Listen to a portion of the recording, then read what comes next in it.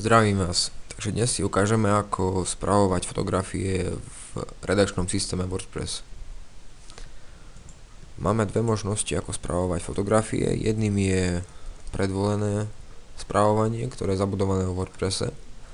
To by som odporúčal používať vtedy, ak napríklad pridávate nejaké články alebo stránky a chcete tam pridať iba jednu fotografiu ako ukážku. Napríklad chceme si pridať článok,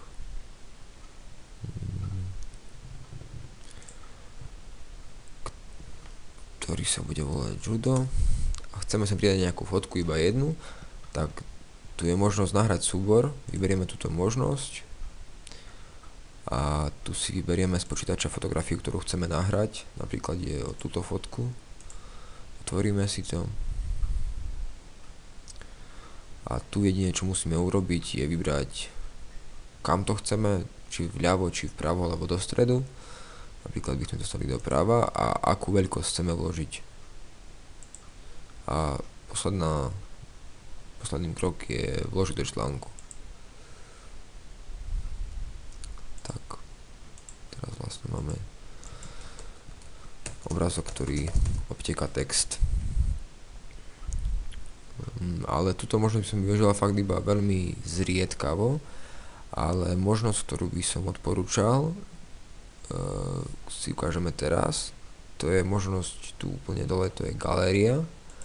Táto možnosť je lepšia z toho hľadiska, lebo nevytvára zbytočne akože veľa fotiek, lebo proste využíva iba minimálny priestor, aký tieto fotky vyžadujú. A postup je následovný. Dáme si tu pridať galériu obrázky, vytvoríme si novú galériu s názvom judo, ale ešte predtým by som porúčal používať prefix, napríklad rok, mesiac, deň 2012 12.03 alebo podobne. Pridáme túto galériu a teraz tu vidíme možnosť nahrať obrázky. Vyberieme si fotky, ktoré chceme nahrať. Chceme napríklad tieto všetky nahrať. Tvoríme si ich, zmenšíme si ich. Nemusíme ich zmenšovať, pretože samotná táto galéria ich vie zmenšiť. Ako vidíme tu dole pod týmito obrázkami. A ak chceme, aby sa to zmenšilo, tak musíme toto zaškrtnúť. A tu vyberieme, do akej galérie chceme pridať tieto fotografie. Napríklad do tejto chceme ich pridať. A teraz dáme nahrať obrázky.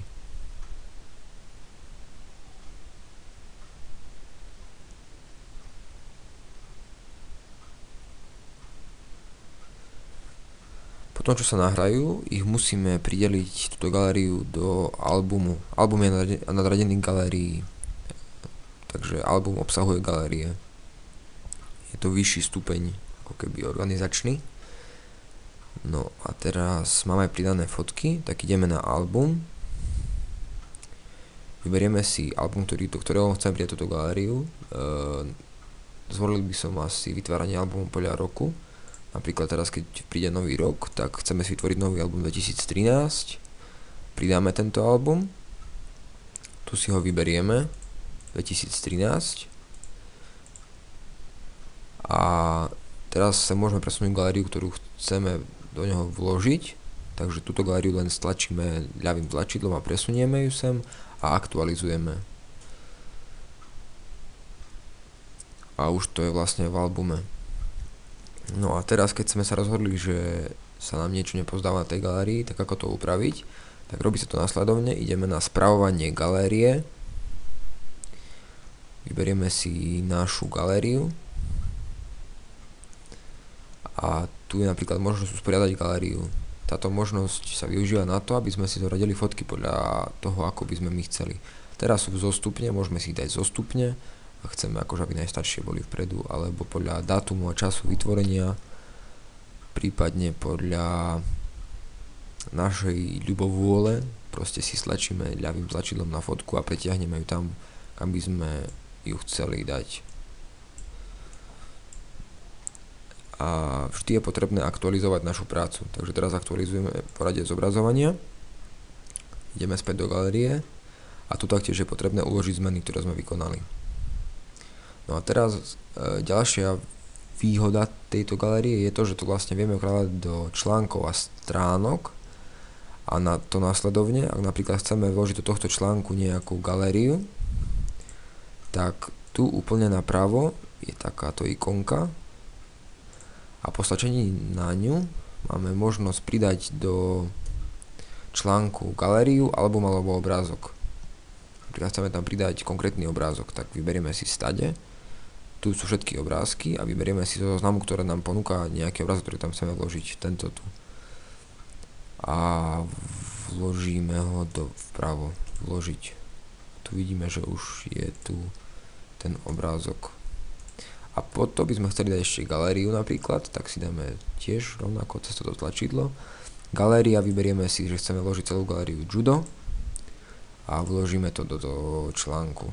Ak to publikujeme a pozrieme sa na článok, tak vidíme, že tu je hore obrázok, ktorý sme pridali ako samostatný a tu sú obrázky z galérie, ktoré sme pridali. To je celá galéria. A to je asi všetko, čo by som k tomu povedal.